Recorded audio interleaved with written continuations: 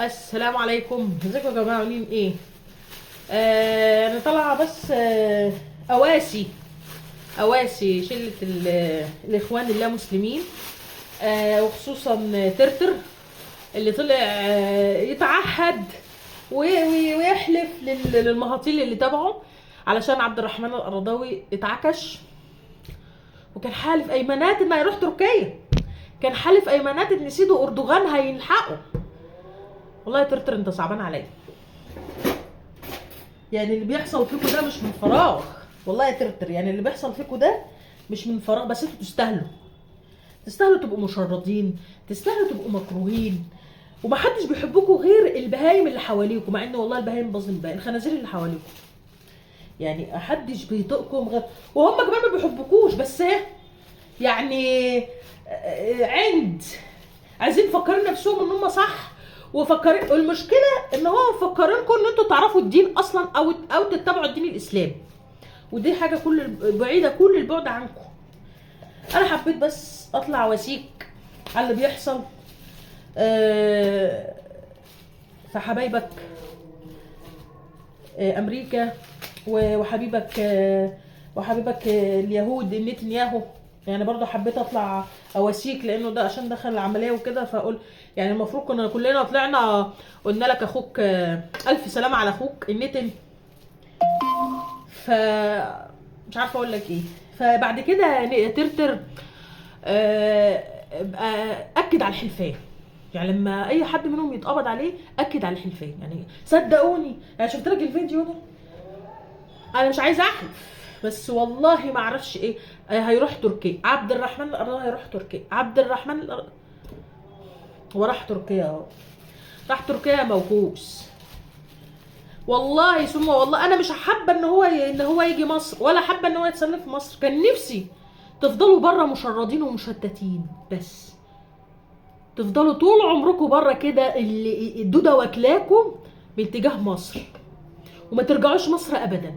تفضلوا كده تموتوا تدفنوا في ارض غير ارض بلدكم، وتبقوا مشردين وتدفنوا في تراب الصدقه.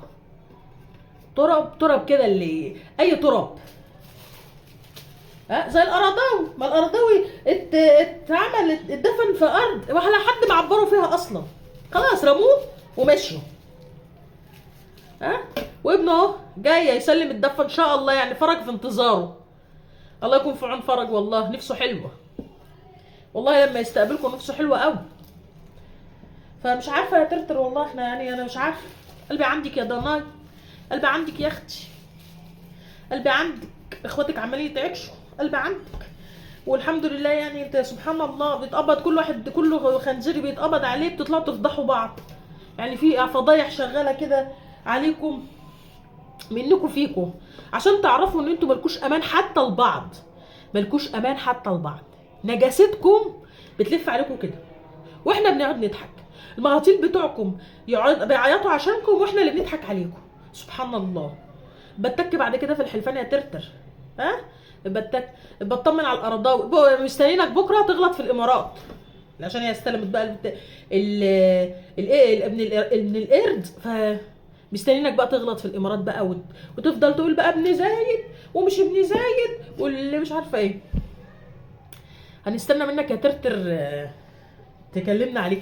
الله صحيح يا ترتر، صحيح. هو انت ليه ما بتتكلمش على القاعده اللي في الامريكيه اللي في قطر، اللي بيطلع منها؟ وجت طبعا على قناه الخنزيره الراجل الامريكي اللي كلم الاعلامي الاهبل الخاين اللي شبهكم كده، وقال له ان القاعده العدديه اللي في قطر بتطلع طياراتها تضرب الفلسطينيين. ليه ما اتكلمتوش فيها؟ يعني عايزه اعرف ليه. ايه اللي ليه عشان ايه ما كلمتوش فيها؟ ده سؤال للمهاطيل بتوعكم، سؤال ليك انت ده. لا انا عارفه انت مش هتعرف، ما حدش فيكم هيعرف يجاوب، لانكم انتوا قابضين ثمن الخيانه بتاعتكم، وان هي الداعمه والراعيه ليكم. طب المهاطيل بتوعكم ليه ترتر ما بيعملش حلقه على القاعده اللي في تركيا واللي في قطر؟ ما بتتكلمش عليها ليه؟ اتحدى اي خنزير خروف براس خنزير يطلع يجاوب.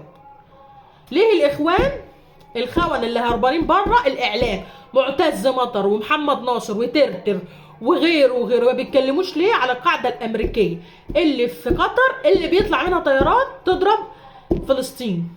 ليه ما بتتكلموش عليه؟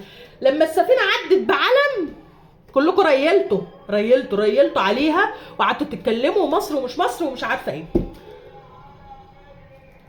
اكبر شغل وتصدير واستيراد مع اسرائيل تركيا، كل حاجه.